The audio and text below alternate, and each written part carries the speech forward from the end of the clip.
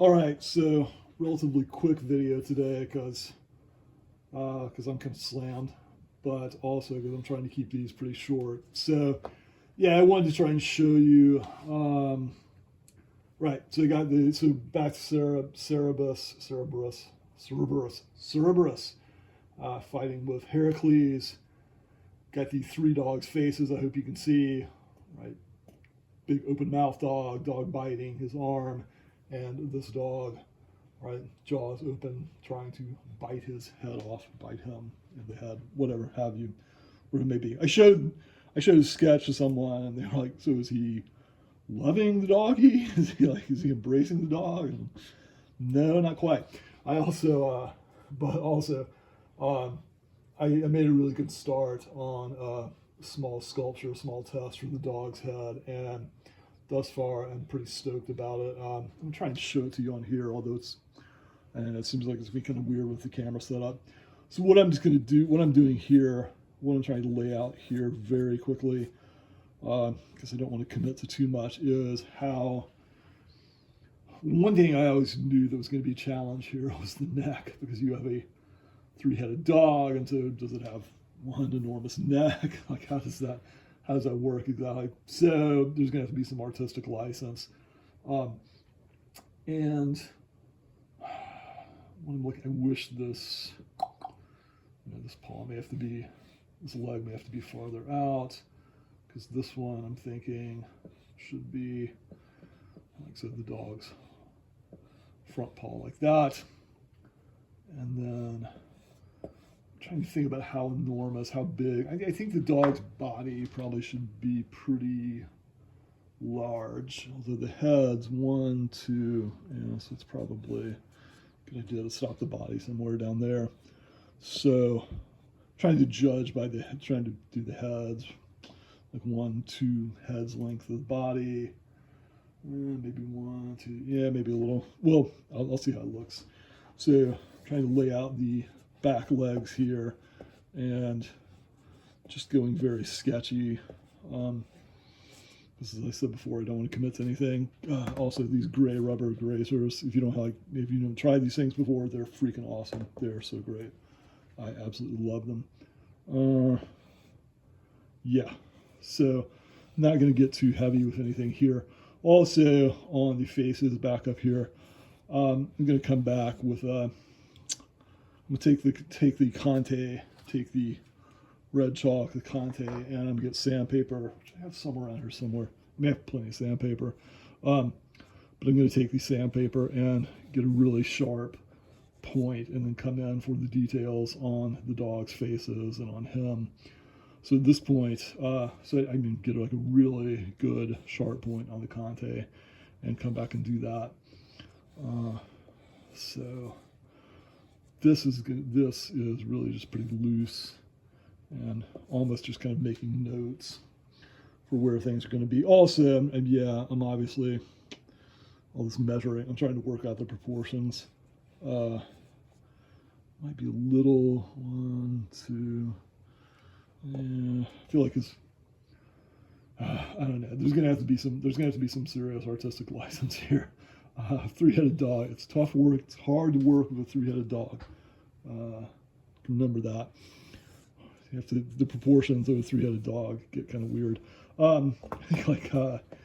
If you've ever drawn centaurs, you'll probably know what I'm talking about, or satyrs, for that matter, like a centaur, human torso and a horse body, and you're kind of like, so how do the proportions, how do the proportions work out on this? And you can do a pretty good job, but you do get kind of interesting questions, like how does the body hook up? Really, what it messes up is the horse's neck, like obviously with a centaur, because you can judge a lot of the horse's proportions by the neck. So I guess with a centaur, yeah, I guess when I've done centaurs, I've just kind of had to imagine the neck being there instead of the human torso, and tried to do the proportions that way. But it's these are mythological creatures. You do the best you can. These are monsters. So I feel like that's a legit excuse. All right. So this is obviously we're going to have the hind legs here, and we're going to have front paws up here. I feel like there should be more. There should be more space, but maybe I'm just kidding myself. Maybe like, yeah, I feel like the dogs. I feel like the dog would be longer. I don't know. I mean, it's really hard with this neck. It's really hard to think about it with that neck. So I'm gonna keep obsessing about the proportions, but that's what it's gonna be. Let's try moving the paws up. This would be good if it can overlap here. On the sculpture, actually that might even be better on the sculpture because yeah, the more compressed it is, the easier it's going to be to do. Also, the dog should be compressed, right? Herakles is trying to do it. Herakles is squeezing it up tight. So, all right. What I want to avoid, or what I'm going to worry about here, especially with the dog's body, is I don't want it to be flat. Like, I want it to have some convincing volume. I want you to be able to see, I want some illusion of space. It doesn't have to be absolutely awesome, but I don't want it to look flat. All right? I want his arms coming out, or his arms like that. They're actually trying to squeeze something, like they're actually in front of the dog, which having the dog is actually going to help a lot because, one way to make things seem to have depth is to put one thing back and put another thing in front of it. The landscape, for example, you have you have the horizon, you have the blue sky or whatever back here, and you put a tree in front of it in the foreground. Well, that's a way of communicating. It's a way of indicating depth. That's a way of trying to bring, it's an illusionistic space, right? Something's farther away because there's something in front of it that's closer to you. So then Herakles, 1, 2. Proportions on him are going to be interesting. It's going to be a lot easier. It's probably going to be easier in sculpture in some ways. Although I'm still wondering, the only thing I'm wondering about now is, do I make the whole dog, or do I make the whole Cerberus and then wrap his arms around him? Do I try and make these guys all together? In general, with sculpture, I found one thing that really is helpful. It is like, if you need a hand to be doing something, if the figure's hand is going to be doing something, make a hand doing that thing. If the hand's going to be holding something, make a hand holding that thing. Like with sculpture, it's I think sometimes there's a temptation to make it, you almost like treat it like a painting. Like, so, my figure doesn't actually need to hold this thing, just so long as it looks like he's holding this thing. And that's not really the case with sculpture, because you're working in 3 dimensions, I find, and yeah, it's pretty much got to be your figure's holding something, You can't make it look like, and this is an obvious one, but obviously the dog can't just look like it has 3 heads. It's got to have 3 heads, or it's not a 3-headed dog. So yeah, nature of the beast that you're dealing with here. Pardon the pun or play on words or whatever that was. So, okay, and this is actually going to help if the dog's 4 paws, right? If its 4 legs are going to be slightly in front of his arms, that'll help some with indicating that. That'll help some with bringing part of the picture forward. Namely, it's the dog's legs, the dog's heads. Like, there's just one thing in front of another here now, right? Herakles is in the background here, and the dog's coming forward. So I think that's going to help. So yeah, I mean, it will. It's already helping already. Whether it's helping enough, it's a good question. I'm really excited to work on the dog.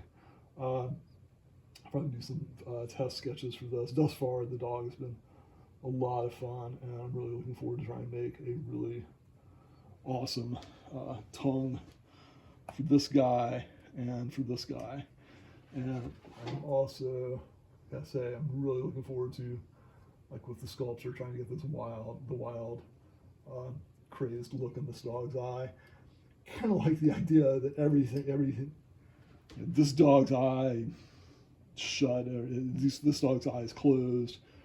Herrick's eyes closed, wrestling with the dog, and then this one dog, just the mad, wild-eyed look of the dog. So that is, I think, turned out to be pretty fun. Also, I'm really, the ears, I'm not sure why, but it's funny, like working on the dog sculpture.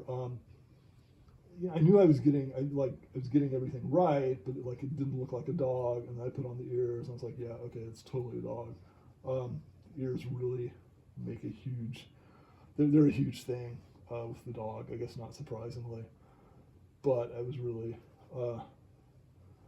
that was a pretty cool thing to discover. Yeah, it really is.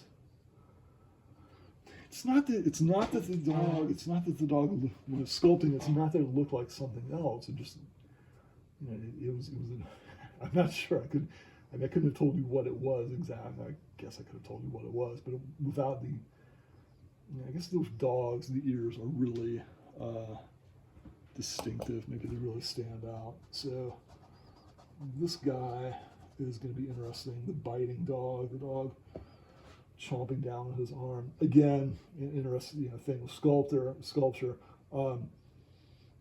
The sculpture, the dog's gonna have to be biting his arm, right? It's not gonna be. You're not gonna try and create like the illusion that this part of the sculpture is biting Herc's arm. It's actually biting the arm. It's actually sinking into it. So they'll, gonna make an actual.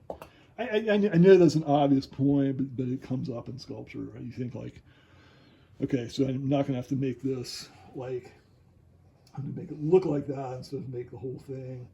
I really find that it's better to make the whole thing. It just kind of doesn't seem to work otherwise. All right, so anyways, all right, I'm gonna have to bolt. So I really appreciate you checking this out. I hope you're having a great day. By the way, anybody out there, artist, well, musician too, like whatever, but yeah, it'd be awesome to hear what other people are working on. I'm always interested to hear that. That's always very cool. Poetry, writing, art, music, ceramics, what have you. Yeah, so if you want to say, hey, I'm working on this. This is what I'm doing now. Yeah, that would be rad. You can just throw it in the comments, and yeah, I encourage check out other people's stuff too. All right. Yeah, look, really appreciate it. Take care. Thanks, and I will catch you later. Peace out.